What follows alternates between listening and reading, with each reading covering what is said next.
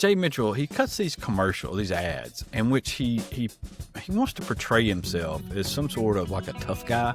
You know, he had the one where he's talking about, hey, we're going to Alu Akbar your butt on out of here, or what, you know, and it's just, I mean, shouldn't somebody on his team say, dude, that's just not you. I mean, you know, you look like you're going to sell a good hand lotion to somebody. I mean, it just is not. That's funny, actually. I mean, you know what I'm saying? It's just not. Come on, man. You're saying he's soft. You're saying you look soft. Yes, but he's trying to softer portray than my himself pink shirt. Alrighty, welcome in. It is your favorite political podcast, Alabama Politics This Week, with Josh Moon and David Person. How are you, David? It's a beautiful day today, man. I'm doing good. The question is it warm enough for you? Oh, that's hell the question. No, not yet. It's getting there, though. It's getting there. It's we're trending in the right direction. I saw that there's going to be some mid-80s coming up. That people are already talking about drought situations. All of those are my favorite words. It's whenever you start talking about droughts and fire risks and things like that. I'm happy as can be. Especially when they start hitting in April, mid-April, and going into May. Yeah, when we start hitting the 90s this time of year, I'm just being honest. It really does make me happy. We got some 8U softball tournaments to play in this weekend. They're going to be hot as hell out on that concrete, baby, ready to roll. Yeah. But drought. I've never heard anybody characterize drought in a positive way before. well, I've never heard that before. Well, you got to look at the positive, David. All right, you got to be positive about things. You got to find the silver linings, okay? All right, you got to find the silver linings.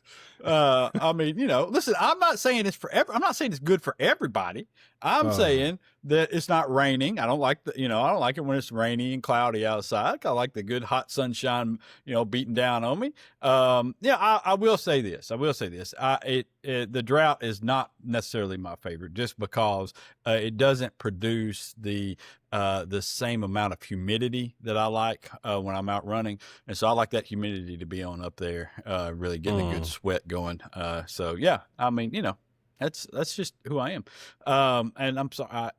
I apologize if it offends anyone. But I mean, the farmers out there. Yeah. Right. Yeah. Tuning into our podcast. Yes. Right. Yeah. We're big in the farming community. Yeah. Yeah.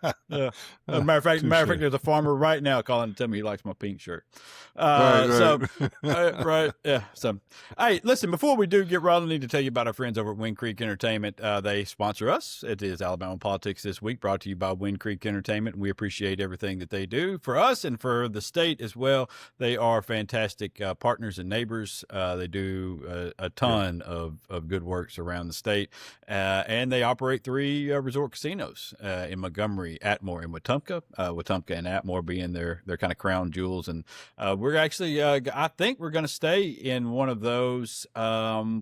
Let's see, 3 weeks from now, maybe 2 weeks from now, end of April, headed down for a normal beach trip, and gonna stop and stay on our way down. It's just me and the little one. My wife will already be down for a conference that she has to go to, so we kind of turn that into an annual beach trip whenever she has to go down to the folks that are doing I think it's a nursing home situation. It's like the people that own nursing homes and stuff, they all meet together for this little conference that they have, and talk over things and stuff. So anyways, she deals in that world with insurance and helps people with their insurance problems. And so so that's how we're going to stay. We've already started talking about it, and going to try our best to get by OA on our way back through as well too. So y'all do that as well. It's the water park that the Porch Creek Indians operate down in Foley, and it is a fantastic place. But listen, look them up online at Wind Creek Entertainment and go and stay. I'm telling you, you're going to be shocked by the level of service, by the just upscale just the upscale environment all around, by the way you're treated by the staff, by the way the rooms are, by how good the food is, how good all of the services around the casino and the casino itself. If you're into that, I play a little bit whenever I go, but I'm not really a big gambler, other than doing some sports gambling every now and then. What's that? What's your limit? It depends. Now, if I'm in a casino with table games, and you got some what's the ultimate Texas Hold'em game? Now I can the limit is. Well, the limit is whatever they're going to give me. Okay. So, I mean, that's when they kick me out, is when that's why, you know what I mean? You know what I'm saying? Okay. It's like that, huh? No, not at all. There's a reason they keep building bigger casinos and I'm not building bigger houses. But it's, but I do enjoy it. I'm a couple $100, I'm not going wild at any point. That's not extravagant. Anytime. No. We're not. You're not gonna miss a mortgage payment over that. I have. I'll tell you this. I have spent far more money on this place with a mouse down in Orlando, than I have ever spent lifetime at a casino anywhere. So we're So yeah. All right. Let's get into it. I got a column this week, and wrote about it, and I don't necessarily want to talk about the column as much as the subject matter of that column, and it was kind of built around Jay Mitchell and his campaign for AG, which is essentially just, I feel like an extension of Steve Marshall's tenure as AG, which has been of little use to anyone. Any normal working average American Alabamian, it is just, it's just pandering stuff about suing the federal government over, bathroom laws and other things like that.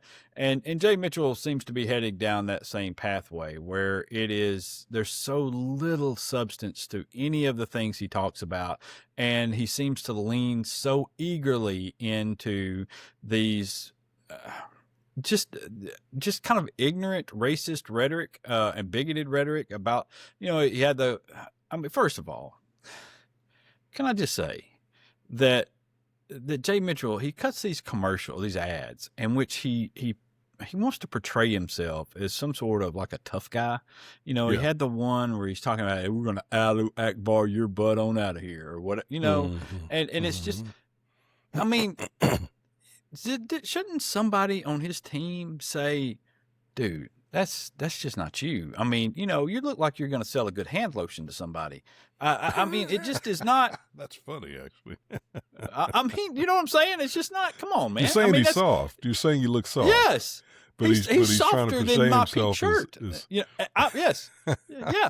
I'm saying it wearing this shirt. Okay. All right. Yeah. And it just, yes, he's well, soft. But all seriousness, all kidding aside and all seriousness. Well, you may not have been kidding about him looking soft, but this is the thing that I think I find really amazing. It's like conservative right-wing politicians in this state, not all, but it seems like far too many, just feel like they have to update the George Wallace playbook. So George Wallace back, I think it was in the 1930s, or 1940s. I think it was the 40s. He ran against a guy, I can't remember who the guy was, but George Wallace ran as a progressive Democrat. And this was, I think, a county race or something.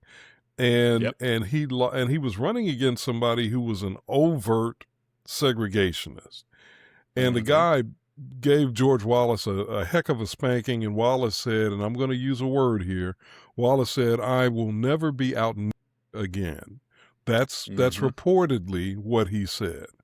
And so from that point to now, these guys who are conservative and right-wing, whether they call themselves Republicans or Democrats, feel like they've always got to have somebody or some group of people who they other, as we say today.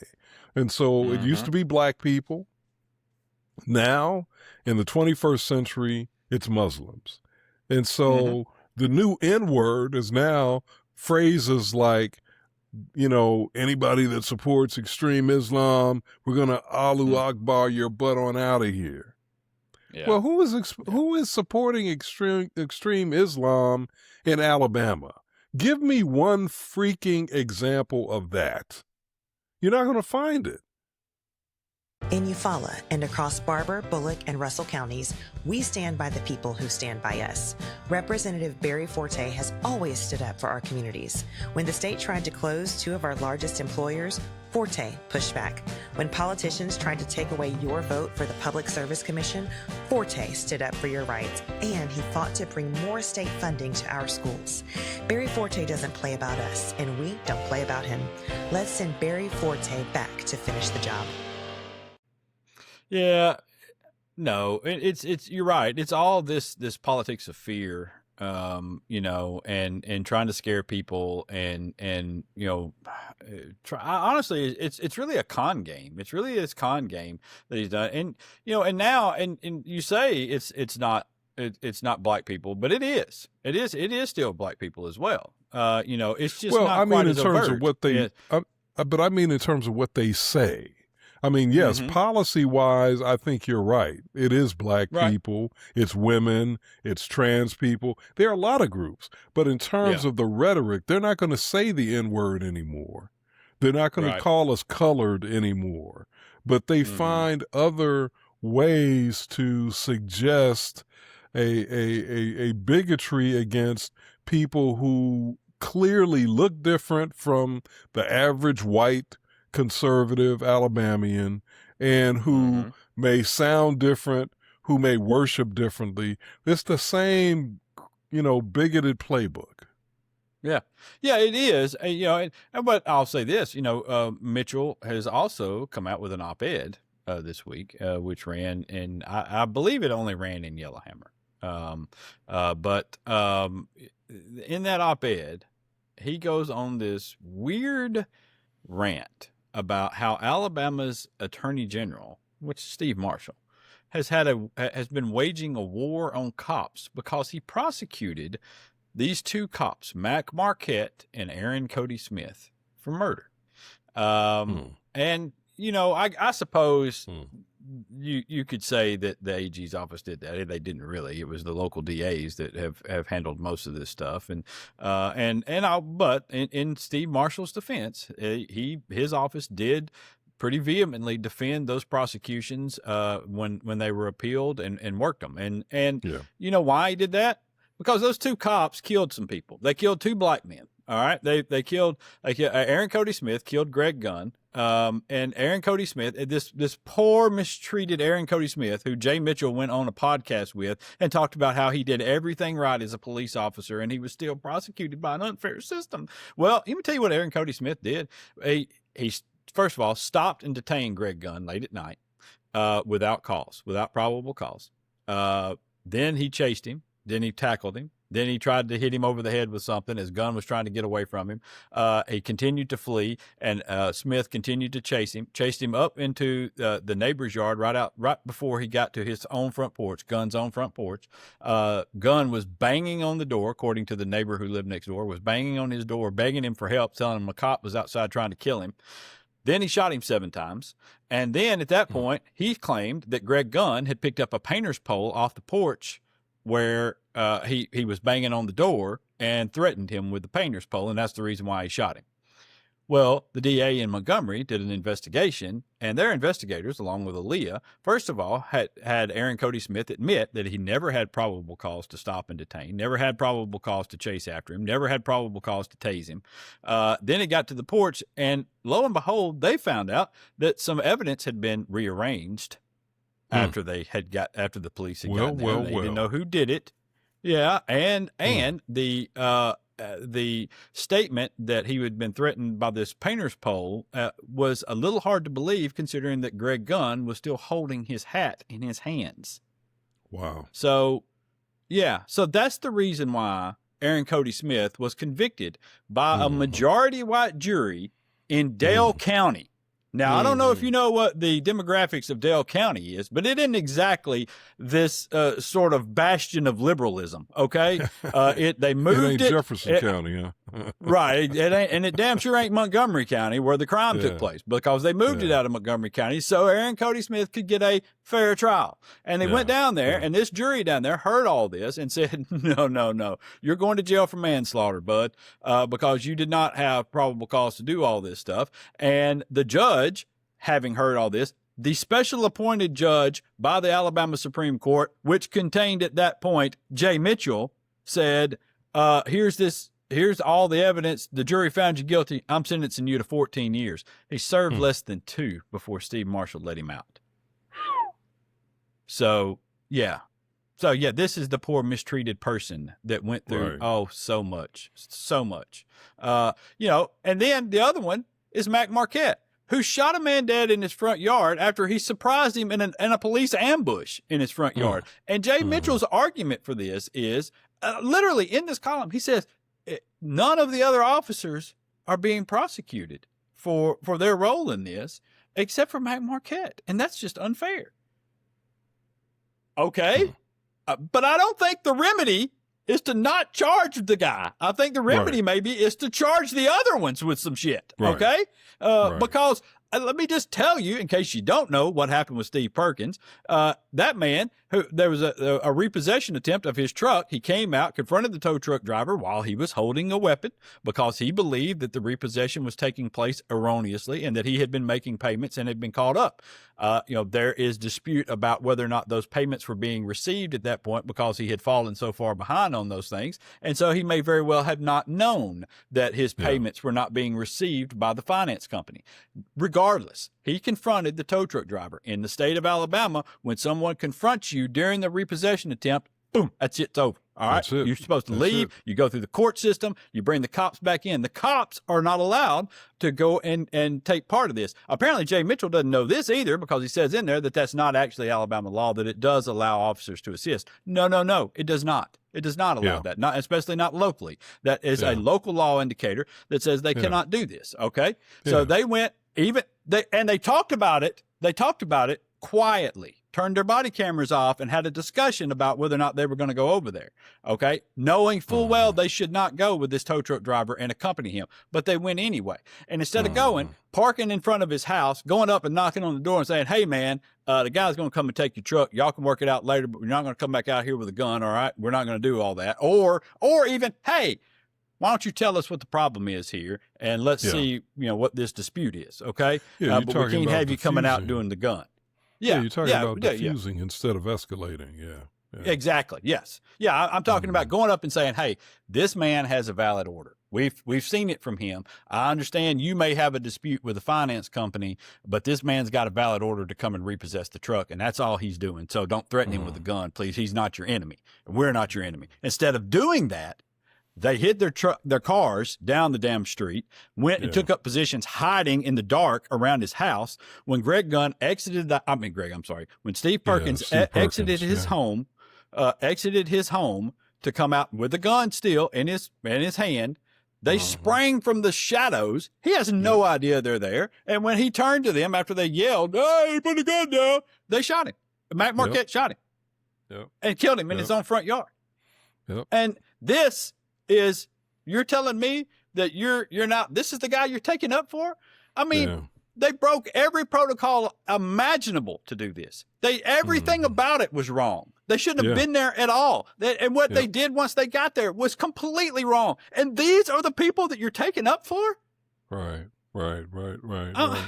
Yeah, it's again, it points. I think you're exactly right. It points to the, I don't know if we want to say, it's definitely bias. Now, is it also sort of incompetence? I don't know. But it definitely says to me that this person, this Jay Mitchell, with everything we've talked about today, this person should not be running to be our next attorney general. And God forbid that it happens that he ends up with the Republican nomination. God forbid. Now, I think we both would agree that on the Republican side, there really aren't great choices at all from our standpoint in terms of politics and policy. Yeah.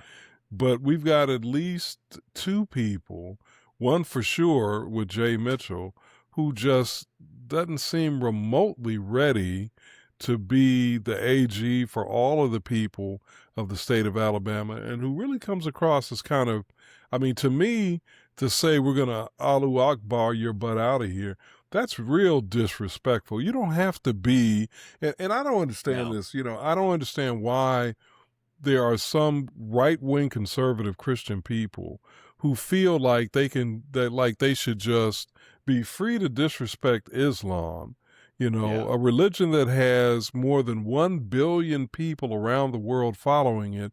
But if somebody said, I'm trying to think of something that'd be comparable, as an insult to Christians. But if somebody said, we're going to Jesus Christ your behind out of here, or we're going to, or something crazy we're like that. Hallelujah your ass on out of here. Yeah. Oh, that's good. That's good. We're going to hallelujah you out of here, your butt out of here. They would be hitting the ceiling. Yeah. They would be hitting the ceiling.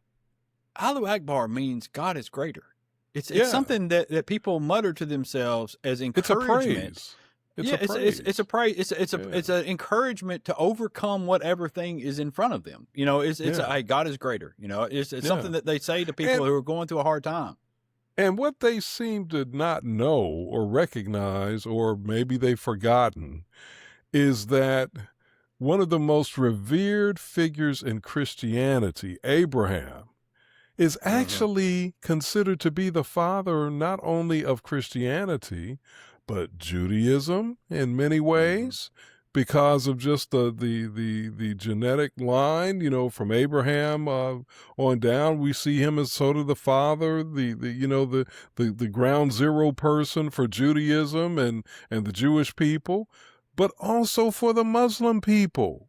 Go back to your Bible. Look at the story of Ishmael and Isaac. That's sort of where that's why they call Christianity and Judaism and Islam Abrahamic faiths, So you're really disrespecting when you're disrespectful of Islam, even though you may not agree with Islam. Yeah, and theologically, and that's fine. I don't agree with any of it.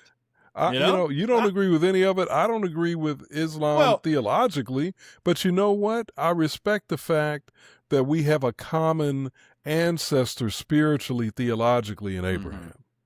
Well, look, let me say this. I agree with the overall goals, I think, of most religions, of the basic overall goals of treating people well, being kind to one another, helping the needy, helping the children, being kind to the children, and doing what you can in your community. I think those are all basic tenets of pretty much all religions out there. And to that extent, I understand, I can appreciate what good certain religions do in that regard for a majority of people. However, I also know that those things have been abused and twisted and used as a wedge by politicians like Jay Mitchell and others for as long as we've been around, as long as religion's been around, and that's what most of the wars have been about. Let's be honest. And so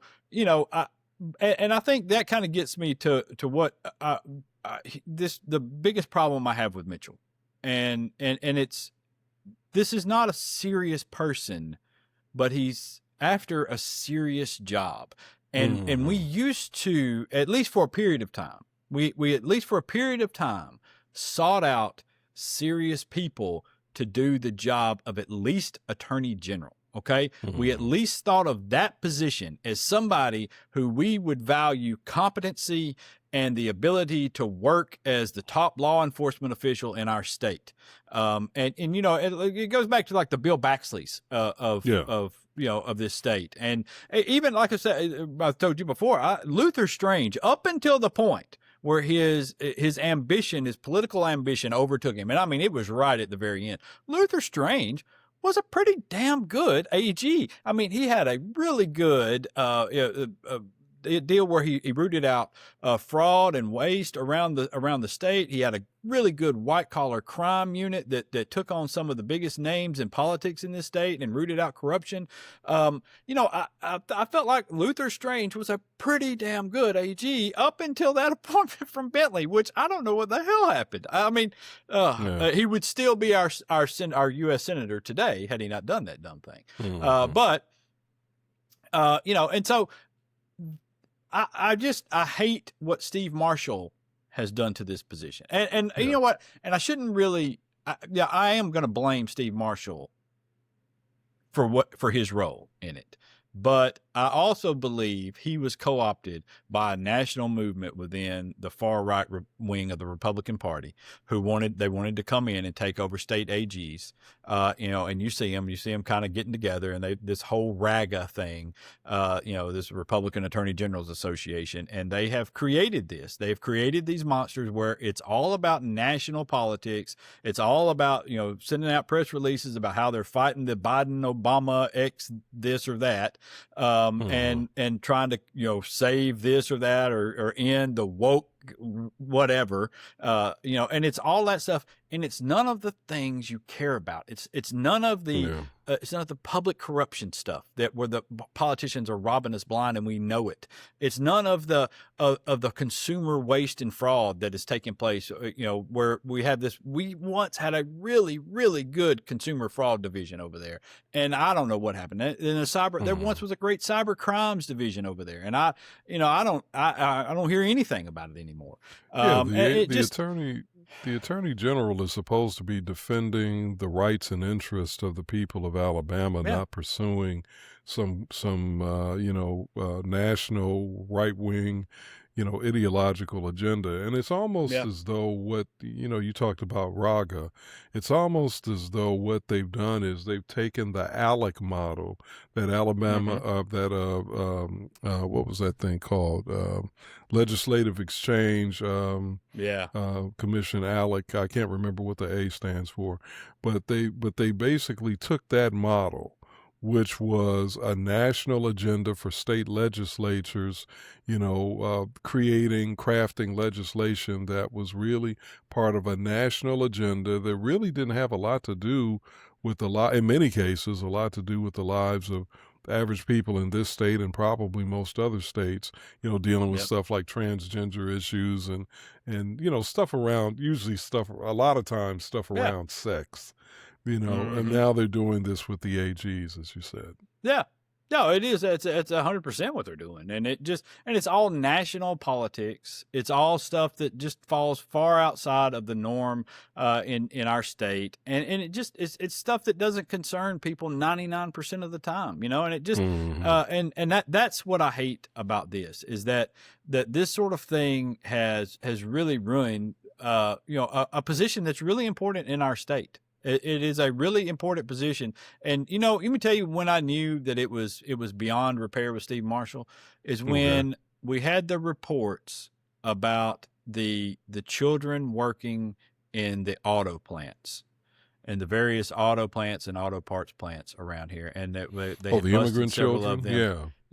For the underage workers working in these plants. And he never lifted a finger. He never got involved. That's when I knew that this was not about anything. It was because those people were Hispanic folks, and even though it involved trafficking, even though police departments around the state were involved in this and were begging him to do something about it, they never lifted a finger. And it was because there was no political win for him in it. And that's not the AG. That's not the AG's responsibility.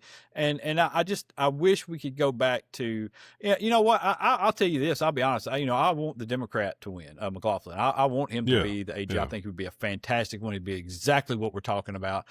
He would not care at all about the politics. You look at his politics, and that dude is essentially a 1990s, early 2000s Republican. Okay, that's who he is. And I know that would probably anger some of my Democratic friends to say that this is the guy that we're going to nominate, but that's who he is. But he's a good person. He's a good person for that role because he's above the noise in a lot of cases. You know what?